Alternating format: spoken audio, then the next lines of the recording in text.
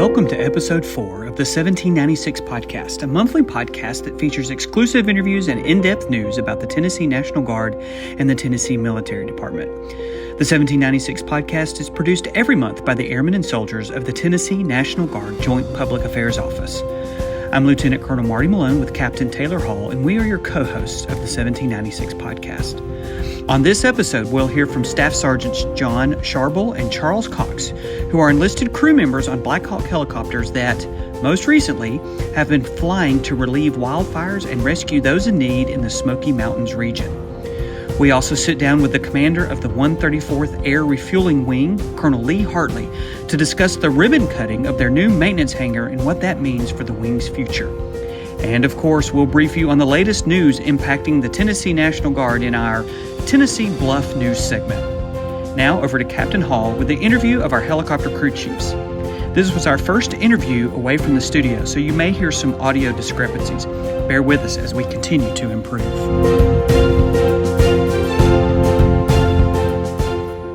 We are excited to welcome Staff Sergeant Sharble and Staff Sergeant Cox to the podcast today to discuss the domestic mission of the Army National Guard Aviation Support Facility based at McGee-Tyson. Welcome to the podcast.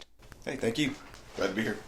Tell us a little bit about yourselves and why you wanted to serve in the military. I first joined in September of 2005. That's about a month after Hurricane Katrina. That's specifically why I joined the Guard. That particular event, it was a catalyst. I'd been thinking about joining for a couple of years. I'd worked as an EMT in Knox County in East Tennessee. And just decided it was after Katrina and all the issues with that was the right time to join.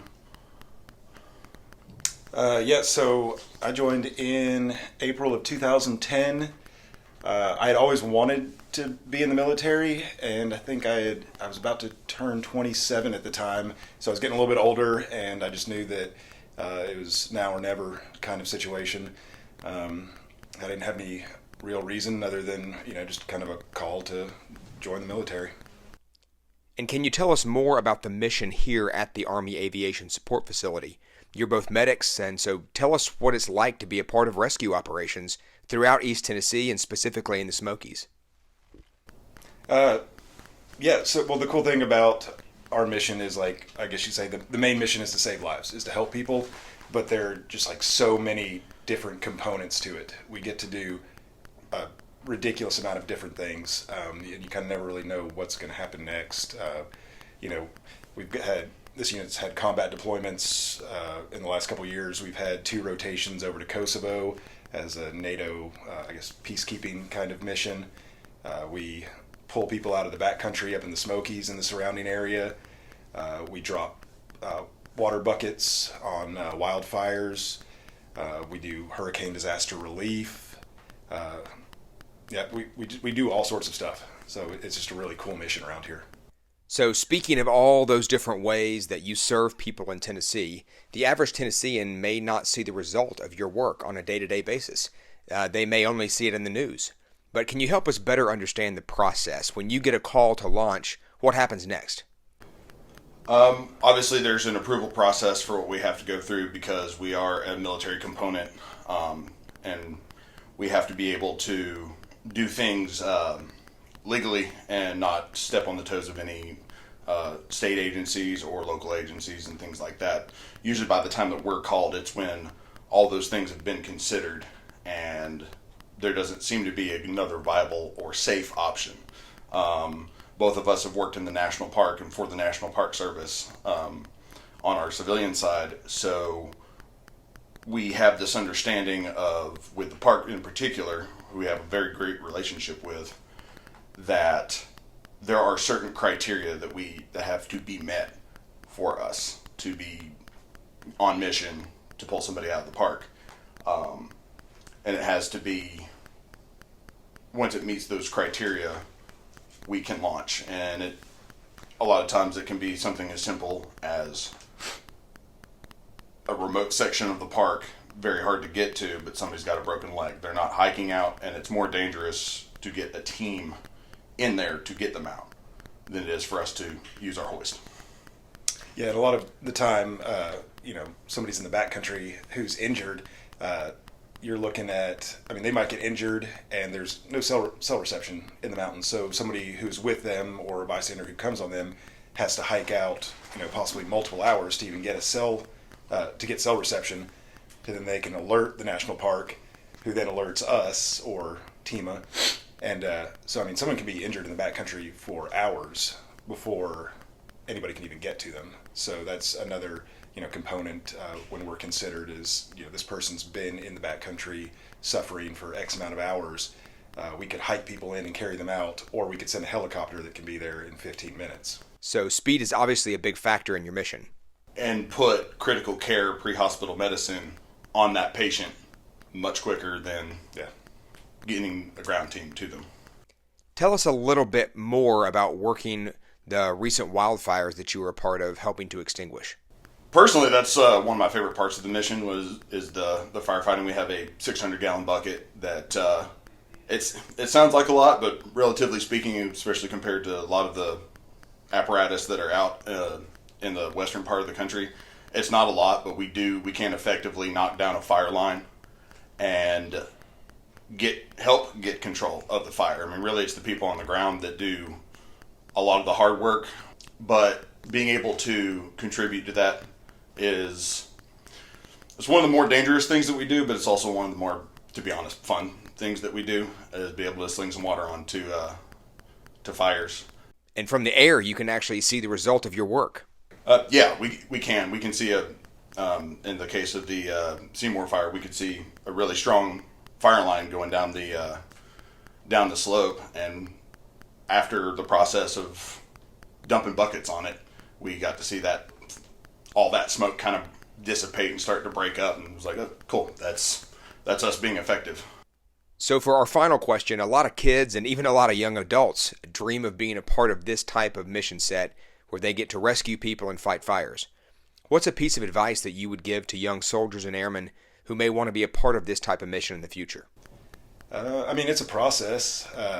Nobody just gets to show up and do what we do. You've really got to want to be here. Just about anybody, for the most part, can join the military. But we're definitely a specialized unit, and we're lucky to be part of it. Having said that, we've put in the time to be here. So if you want to get into the medevac or any specialized component of the military, it's just having the heart to do it, putting in the time and the work. Yeah, there's constant learning involved. Our standard operating procedures change often as new information comes in.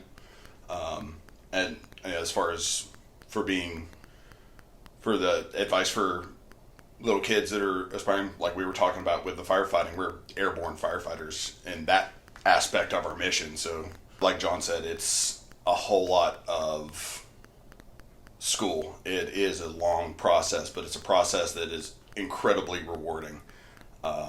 Both of us have our individual packs of kids that, for me personally, it's great to see their eyes light up when I come home and they're just like, hey, what'd you do in the Army today? What, did you fight fire? Did you go get somebody off the mountain and all that kind of stuff? It's great to be able to tell them some stories and say, hey, I do something that's personally rewarding and rewarding for my family. Well, Sergeant Cox and Sergeant Sharble, thank you so much for your time today. Thanks, sir. Absolutely. Thank you. Thanks, Captain Hall. Up first this month in the Tennessee Bluff, the Tennessee Army National Guard is hosting the National Best Warrior Competition to find the best soldier and NCO from among the entire 54 National Guards. 14 of the best warriors from 7 different regions will be in Tennessee the last week of July to compete for the privilege and the bragging rights to be called the best warrior as a soldier and as an NCO from the entire Army National Guard. The top finishers will go on to represent the National Guard and compete in the All-Army contest against 10 other Army commands from across the globe.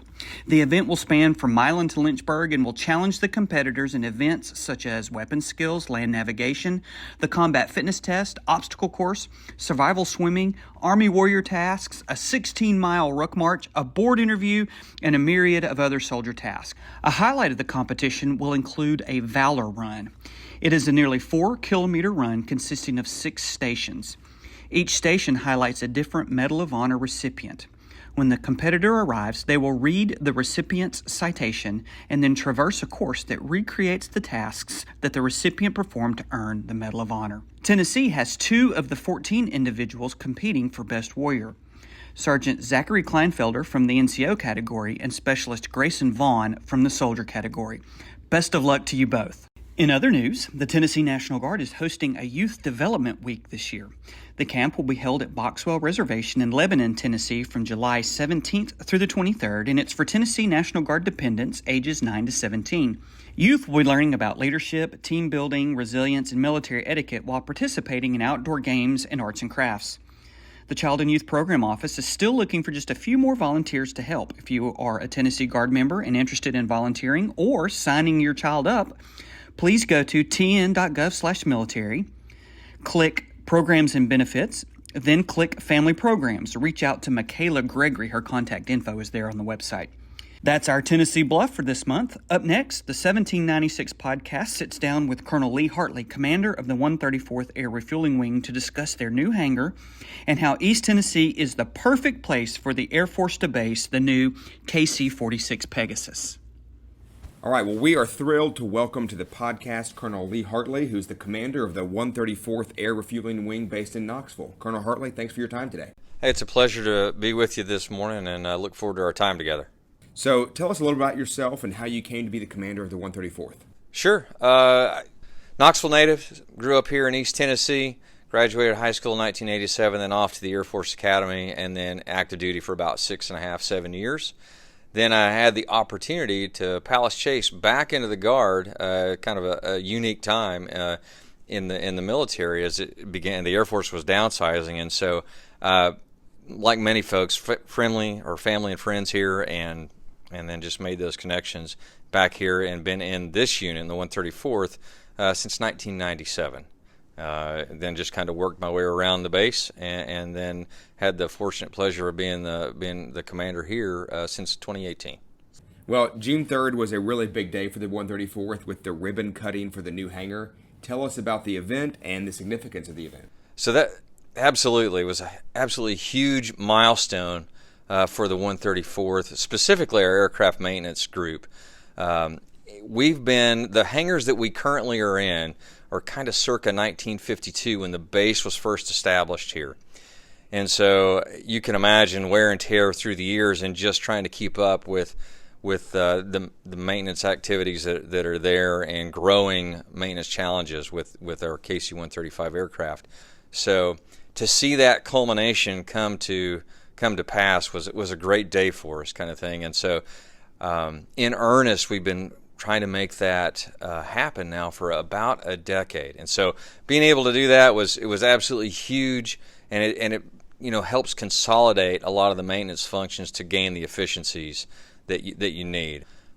The second piece of it that it really does, and I think we'll get to it, is it sets the base up really well. It's kind of one of the centerpieces we have as the KC-46, which is the new air refueling aircraft that the Air Force is purchasing. It sets us up very well for that because, well, we did it on Friday. You can roll one right in there without any modification. So we're continuing to plan for the future. That's awesome. Well, and you mentioned the age of the KC-135 being almost 70 years old, probably older than most people listening to this podcast. But that speaks to the vital mission of the refueling mission to our national security. Can you tell us a little bit about, to our listeners, why this is such an important mission who may not be familiar with it? So absolutely. So of the 5 core missions in that rapid global mobility being the one that we fall in the KC-135, we're kind of, in many ways, what makes our Air Force, your Air Force, unique around the world. So first of all, we're the enablers for, let's say, the mission of air superiority. We're also the enablers for global strike.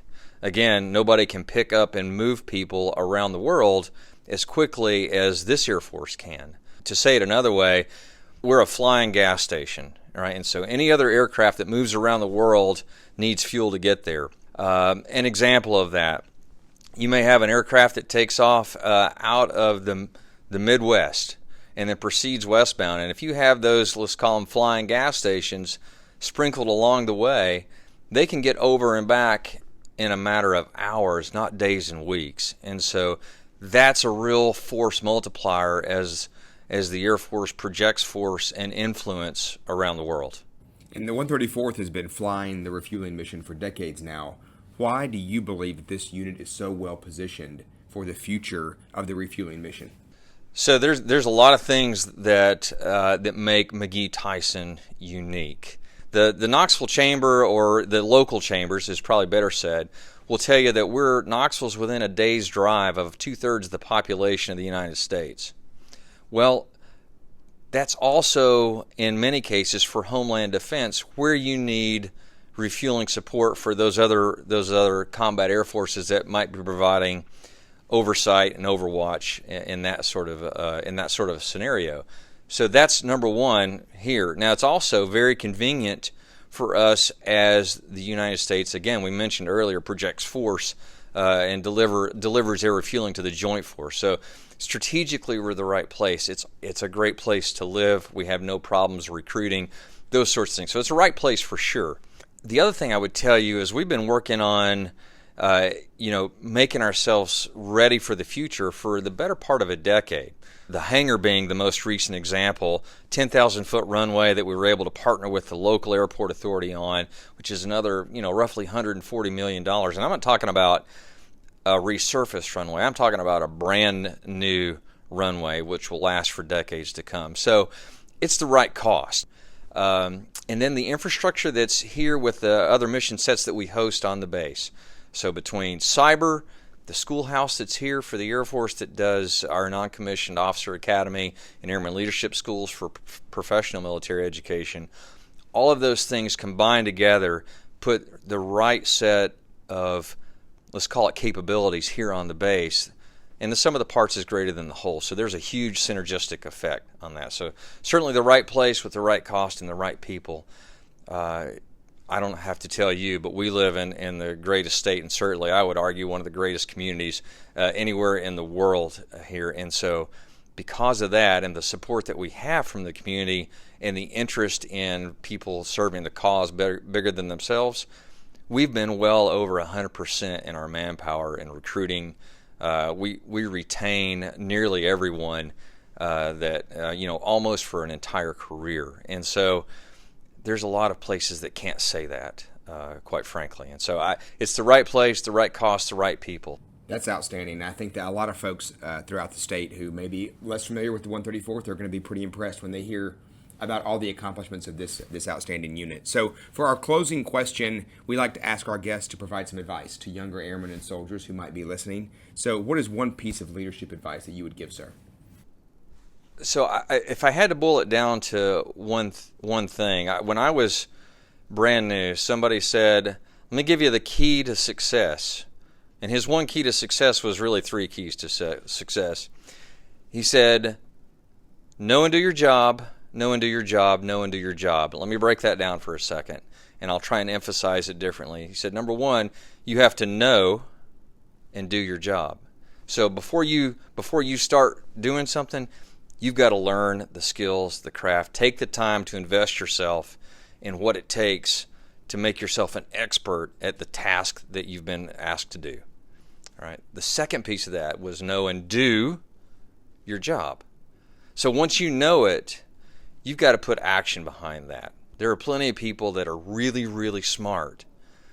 When you take somebody that's really, really smart or really, really invested and has put the effort into learning their craft, and now they put action behind it to actually do their craft, you're starting to make somebody really, really effective. and it'll set. And I promise you, it will set you apart in a hurry from your counterparts and peers around you. And then the last one is know and do your job, right? And so the piece of that I think is really important for someone is it's pretty easy to sit around and Monday morning quarterback, throw stones, etc., at everything that's going on around you. But if you take a hard look at the mirror and ask, what is it that I'm doing? And you take the ownership of the task at hand or the responsibility that you've been given, you put all those three things together, and I can promise you those are going to lead to success throughout a career. It's the attitude that drives the effort, that puts in the time, that builds the skills, that will win the day when it happens. Well, that is outstanding advice, and Colonel Lee Hartley, thank you for your time. It's been a pleasure. I look forward to doing it again sometime. Thank you, sir.